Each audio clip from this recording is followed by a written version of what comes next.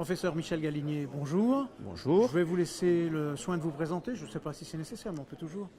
Je suis responsable du centre d'insuffisance cardiaque des hôpitaux de Toulouse et je vais vous en parler, je l'espère. Voilà, suite à une session qui a eu lieu ce matin et à laquelle vous avez participé. Exactement. Ce matin, il y a eu deux sessions, une sur l'éducation thérapeutique, une sur la télésurveillance. Et je pourrais peut-être essayer de faire une synthèse de ces deux. Eh bien, commençons par l'éducation thérapeutique.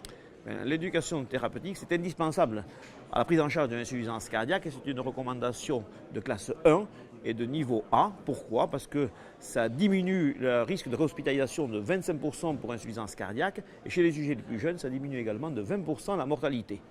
Malgré ce niveau de preuve très élevé, un travail récent qu'a dirigé Michel Comagda sur les hôpitaux de Paris a montré qu'uniquement 16% des patients hospitalisés pour insuffisance cardiaque aiguë dans ces structures bénéficiaient d'une éducation thérapeutique. Il y a là un problème. Il y a un problème. Et l'éducation thérapeutique, donc, est-ce qu'il y a des aspects nouveaux, récents, où on vit sur des données solides acquises déjà depuis longtemps? Alors, les données sont solides. Il y a plus de 20 ans qu'on fait de l'éducation thérapeutique. En France, on a été très proactifs avec Yves Julière, Patrick Jourdain. On avait développé des outils spécifiques avec un programme ICAR qui était quand même une éducation thérapeutique, on pourrait dire, élitiste, en groupe. Des médecins, des infirmières, des diététiciennes, des kinésithérapeutes qui devaient travailler ensemble. Alors quand ça se fait, ça marche très bien. Mais le problème, c'est que beaucoup de patients ne peuvent pas revenir pour ces séances qui doivent se faire en ambulatoire, puisqu'il est interdit de le faire en même temps que l'hospitalisation. Et les sujets sont âgés, ce n'est pas très adapté à notre clientèle. La clientèle, c'est une clientèle de masse. Il y a 1 million d'insuffisants cardiaques en France, la moyenne d'âge c'est 77-78 ans. Et ces séances, ce n'est pas tout à fait pour eux. Ils sont peu mobiles spontanément. Moi, je pense qu'il faut débuter l'éducation thérapeutique quand ils sont en milieu hospitalier. Les patients rentrent pour insuffisance cardiaque aiguë, c'est dès cette phase qu'il faut la faire. Et les recommandations de 2016 de la Société européenne de cardiologie l'autorisent et même le préconisent. Alors là, ça ne sera plus quelque chose de groupe, c'est trop difficile à mettre en œuvre. Ça sera une éducation thérapeutique individuelle, en face à face. Et nous, dans notre service, ce que nous avons réalisé depuis quelques années, à la demande des médecins, une infirmière spécialisée se déplace au lit du malade et commence l'éducation thérapeutique et fait intervenir, si nécessaire, une diététicienne, une kinésithérapeute, un aide sociale, en fonction des besoins individuels, personnalisés de chaque patient.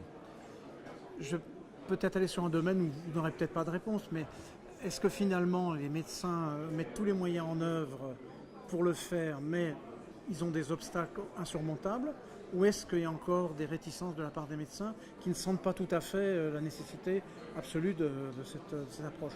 Les deux questions sont bonnes et vraies.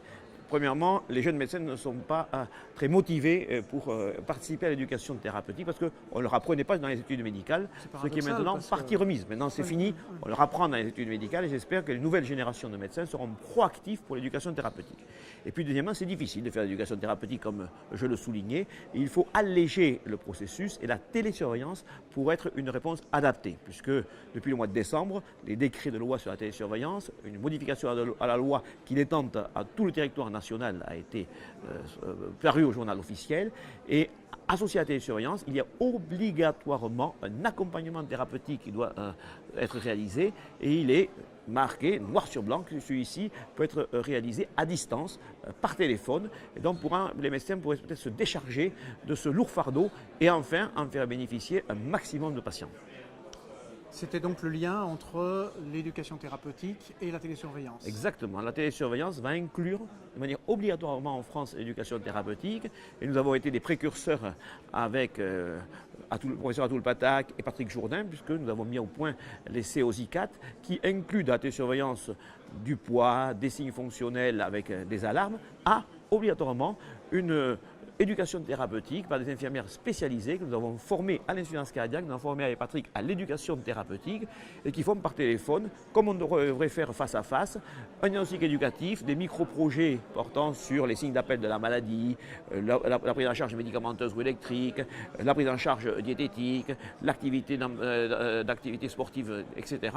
Et avec des micro-projets toutes les 3 semaines et nous espérons ainsi que ce soit quelque chose qui se potentialise. Parce qu'un malade éduqué est un malade qui va se surveiller, parce qu'il va être motivé. Et un problème de la télésurveillance, c'est le manque d'observance. Et grâce à l'éducation thérapeutique, on va améliorer l'observance. Et parallèlement, en surveillant des patients, on va avoir des signes d'alerte vrais. Et donc, on va baser notre intervention d'éducation thérapeutique sur la vérité, les vrais faits du patient. Il a pris du poids, il n'a pas été observé à son régime, il est allé au restaurant, il n'a pas pris le bon menu. Et donc, on va avoir des micro-objectifs personnalisés, plus percutants et donc certainement plus efficaces. Pour conclure, puisqu'on attend les résultats de l'étude en question, aux ICAT, Exact. quelle perspective, quand? Alors, au ICAT, on a inclus le dernier patient le jour de la Saint-Jean, le 24 juin 2016. Il faut 18 mois de surveillance jusqu'au dernier patient. Ça nous porte au 24 décembre. Donc, on n'aura pas les résultats le jour de la Noël 2017. Il nous faut quand même 6 mois pour analyser les résultats. Donc, JESFC 2018 fin du premier semestre 2018. Les JEFC, ce sera un petit peu tôt, malheureusement. Peut-être la Société européenne de cardiologie. Bon, c'est tout le mal qu'on vous souhaite. Il faut que ça marche. Moi aussi. Merci beaucoup. Merci.